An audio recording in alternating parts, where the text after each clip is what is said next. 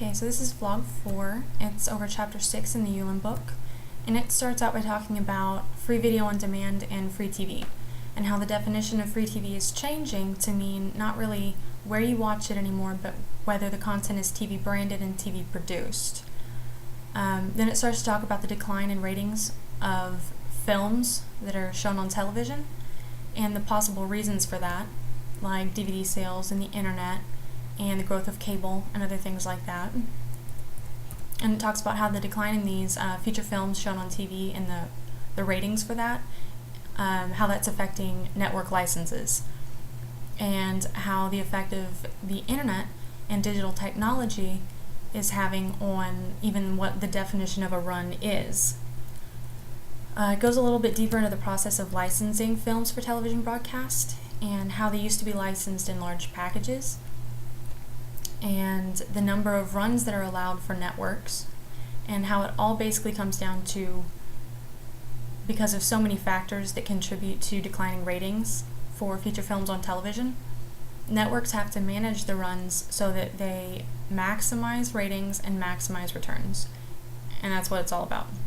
So, and they're mostly going to do that by making their term and the number of runs a little bit smaller. Then it talks about cable licenses and how they're different from the network licenses, because the context is a little bit more similar. For cable, it's a little bit more similar to pay television. Then it talks about valuation and setting fees for licenses and the considerations that licensors have to take into account when they're setting fees for their license.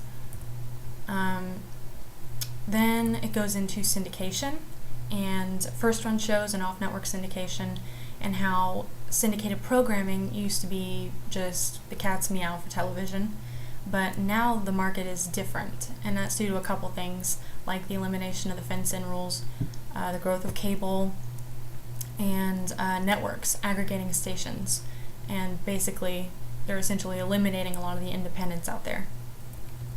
It talks about how the TV business is basically a deficit, and how content providers have to hope to make up that deficit through off-network syndication deals, mostly, but also with merchandising or aftermarket merchandising, DVD sales, online downloads, a bunch of stuff like that. They have a couple buffers as far as making up deficits.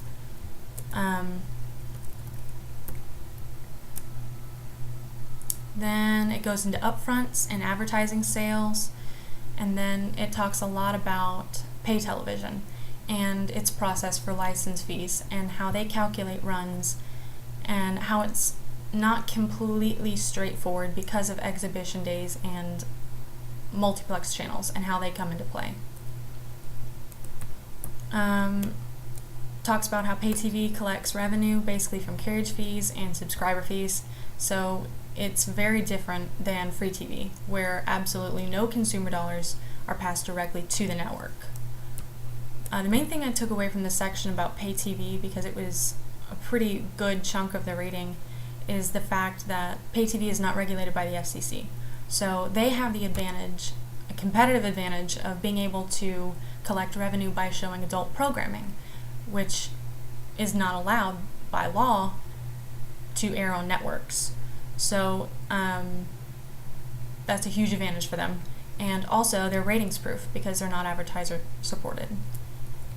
Finally, the last section talks a little bit about the advances in technology like TiVo and copycats like DVR, and it proposes the idea that programming in the future could be shifting to where the viewer is the programmer themselves. And then the last thing it talks about is the switch to digital TV from analog, which the FCC, or the reason the FCC gave, was because it provides viewers with high-definition programming and the advantage of multiplexing channels. And that's what I took away from chapter 6.